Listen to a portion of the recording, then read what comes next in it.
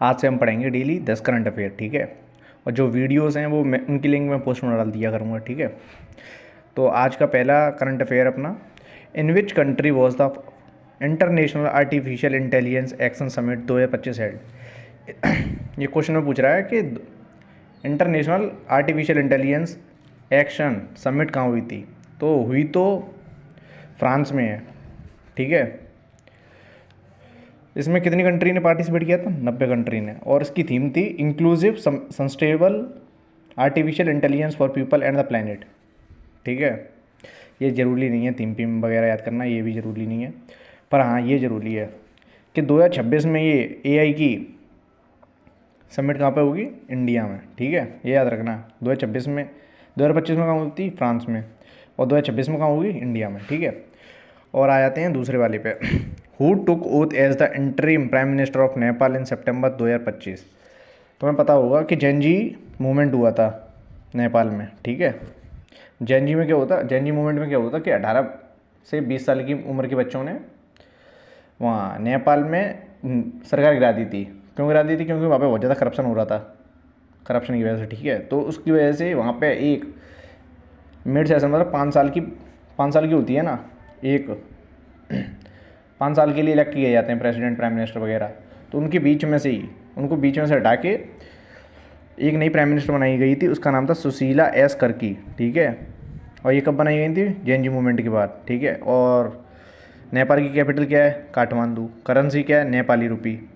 और नेपाल के प्रेसिडेंट कौन है? वही है सेम, रामचंद्र पौंडेल, ठीक है। इसके बाद आ जाते हैं हम क्वेश्चन नंबर 3 पर। Which side did prime minister Modi visit on the 100th anniversary of Rajendra Cholas naval expedition. इसको याद करना मत करना। इसका आंसर है ये गंगईकोंडा, चोलापुरम, तमिलनाडु। और ज़रूरी नहीं है कोई भी, ठीक है। Where was the 5th edition of the India and Malaysia joint military exercise Harimau Shakti 2025 head. ये हरिमाऊ शक्ति क्या है? हरिमाऊ शक्ति इंडिया की आर्मी और मलेशिया की आर्मी आपस में प्रैक्टिस करती हैं, तो उस समिट को बोलते हैं हरिमाऊ शक्ति। और ये कहाँ पर हुई थी? महाजन फील्ड फायरिंग रेंज में, ठीक है। और ये महाजन फायरिंग फील्ड कहाँ पे? वो राजस्थान में। और ये कौन सा एडिशन था? पाँचवा एडिशन का मतलब होता है कौन सी, कितनी भी बार, मतलब इस आज से पहले, इस वाले एडिशन से पहले 4 और एडिशन हो चुके हैं, अब ये 5वां एडिशन था, ठीक है। इसका इसका फोकस क्या था? टेररिज्म को एनकाउंटर करना, ठीक है। और इसमें हमारी इंडिया की तरफ से डोंगरा रेजिमेंट ने पार्टिसिपेट किया था। और who took charge as the 53rd chief justice of India, CJI। India के 53rd chief justice of India कौन बने हैं? जस्टिस सूर्यकांत, ठीक है। और 52 कौन थे? BR गवई। और ये है 6th, who was the Indian astronaut who went to the international space station on the Axiom 4 mission. कौन गया था अभी जो अंतरिक्ष में गए थे? उनका नाम था सुभांशु शुक्ला। वो कहाँ के? लखनऊ, यूपी के। 2006 में इन्होंने इंडियन एयरफोर्स ज्वाइन की थी एज अ फाइटर पायलट। और 2025 में इनको ग्रुप कैप्टन बनाया गया था। और ये तुमको पता होगा कि अगर ऊपर एक सैटेलाइट भेजी जाती है तो उसके साथ सैटेलाइट को भेजने के लिए एक रॉकेट यूज़ किया जाता है साथ में। तो उस रॉकेट का नाम क्या था? फाल्कन 9। और वो कितने दिन के लिए गए थे अंतरिक्ष में? 14 दिन के लिए। और ये कौन सी कंपनी के द्वारा भेजे गए थे? Axiom space. और ये एक्सियम स्पेस एक प्राइवेट कंपनी है जिसको नासा द्वारा फंड दिया जाता है, ठीक है। और ये सैटेलाइट को लॉन्च कहाँ से किया गया था? कैंडी स्पेस फ्लोरिडा, अमेरिका में है ये, ठीक है। और अब आ जाते हैं जापान की पहली फीमेल प्राइम मिनिस्टर का नाम क्या है? सनाई ताकाची, ठीक है ये। और जापान की कैपिटल क्या है? टोक्यो। और वहाँ पे करेंसी कौन सी चलती है? येन। ये लिखा हुआ है, लिख लेना। और 8th, which category did India receive in the QS world future skill index. ये इसमें ये पूछा गया है कि इंडिया को कौन सा खिताब दिया गया है फ्यूचर वर्ल्ड स्किल में। तो उन्होंने बोला है फ्यूचर स्किल कंटेंडर। इसका एडिशन कौन सा था? पहला। और इसको किसके द्वारा इशू किया गया था? वो था QS ऑर्गेनाइजेशन लंदन। ठीक है, याद करना मत करना। और इसमें इंडिया की रैंक थी 25th और फर्स्ट थी USA की। ठीक है, लिख लेना।